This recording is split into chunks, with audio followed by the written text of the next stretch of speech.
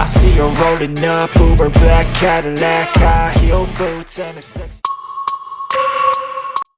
There was something interesting about Yamaha's testing at Aragon today. It wasn't just the lap times, it wasn't just the new engine, and it wasn't even just straight-line speed.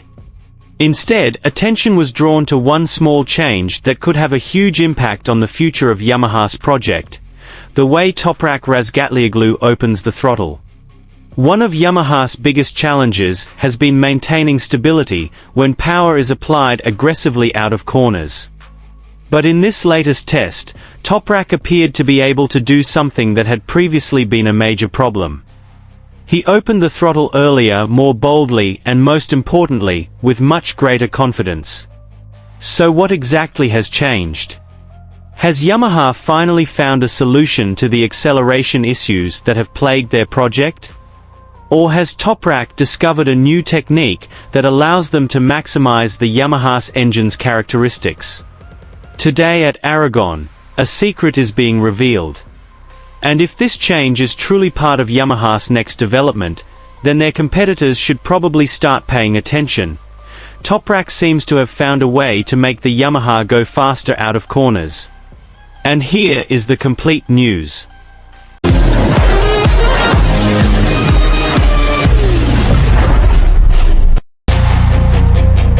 Yamaha's testing at Aragon today was one of the most interesting sessions to watch. Amidst the focus on developing the engine, electronics, aerodynamics, and the bike's overall character, attention was focused on one area that is crucial for performance in modern racing: corner exit acceleration. In MotoGP, top speed is crucial. However, the ability to open the throttle a few meters earlier can provide a far greater advantage than adding a few kilometers per hour on the straight. And this is where TOPRAK's changes become truly interesting.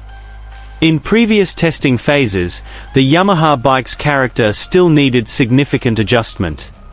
One of the main challenges was maintaining the bike's stability as power began to be transferred to the rear tire. If power came on too aggressively, the rear tire could lose traction. If the electronics intervened too much, acceleration would feel stifled. This is the kind of problem that often forces a rider to wait a little longer before daring to fully open the throttle. But at Aragon today, there were indications of a change in approach. TOPRAK was seen trying to bring the bike to the corner exit in a more prepared position for acceleration.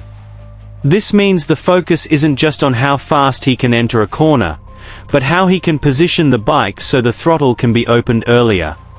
This is a crucial difference. A rider can enter a corner very quickly, but if the bike doesn't allow the throttle to be opened early, that advantage can be lost in just a few meters. TOPRAK seems to understand this. His long experience in racing, particularly with very aggressive braking, gives him the ability to explore the bike's limits in a different way. He doesn't just look for stability under braking. He also looks for a bike position that allows him to transition from braking to acceleration more quickly.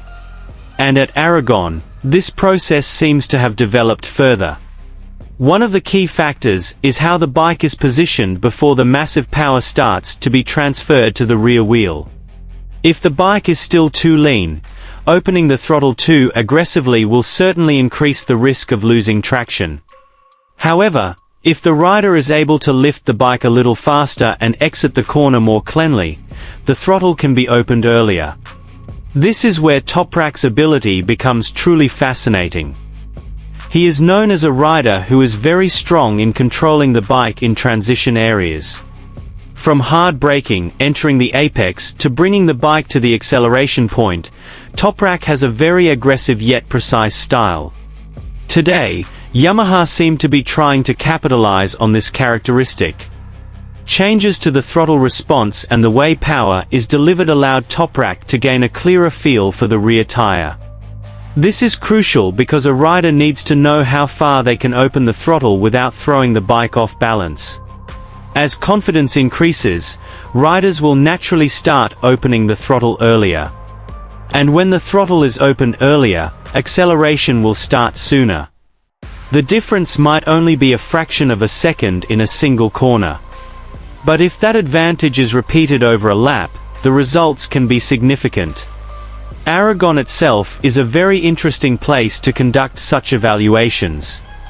The circuit has a combination of fast corners, hard braking, changes of direction, and several acceleration areas that require maximum traction.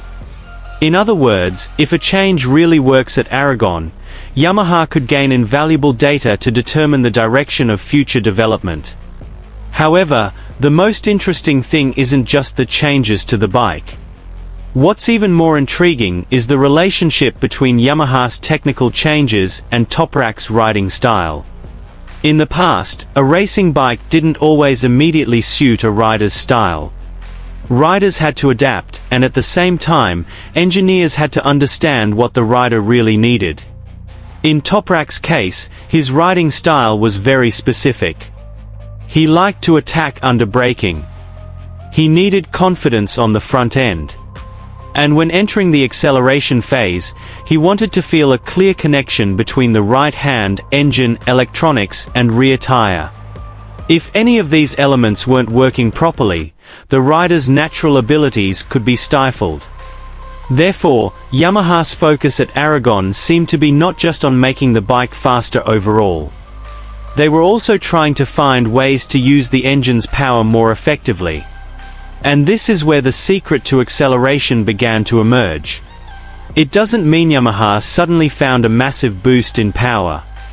This doesn't mean the engine suddenly became significantly more powerful. But how that power is used seems to be more important. A bike with a lot of power but difficult to control isn't necessarily faster.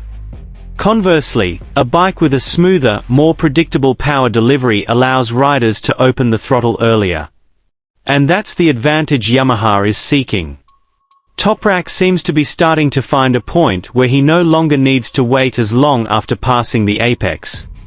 With a more prepared bike position and more predictable throttle response, he can start building acceleration more quickly. Of course, this process is still in the testing and development phase. Yamaha still needs to collect more data to ensure the changes work consistently. One fast lap isn't enough. What's needed is consistency. Can TOPRAK perform the same when the tires start to lose performance? Does acceleration remain stable under different track temperatures? Can these changes be used in different types of corners? And most importantly, will this new character provide an advantage when the bike is in the midst of intense competition against its rivals?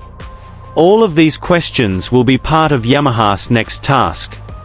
But what happened today in Aragon provides an important signal. TOPRAK is starting to seem to understand more and more how to exploit the Yamaha bike's character. And Yamaha, in turn, seems to be starting to understand what TOPRAK needs to get the best out of it. The relationship between rider and bike is one of the most important factors in this sport. When a rider begins to trust his bike, the limits of performance can change very quickly. Previously, TOPRAK might have thought twice before opening the throttle aggressively. Now, he's starting to find ways to do it earlier. And small changes like this can be the beginning of something much bigger. Because in racing, victory often doesn't come from one big change that's immediately visible to everyone. Sometimes it all starts with small details. A few centimeters faster on the bike. A few meters earlier on the throttle. A slight change in power response. A slight boost in rider confidence. But when all these elements come together, the end result can make a big difference in a single lap. Today at Aragon, Yamaha seemed to be building the foundations in that direction.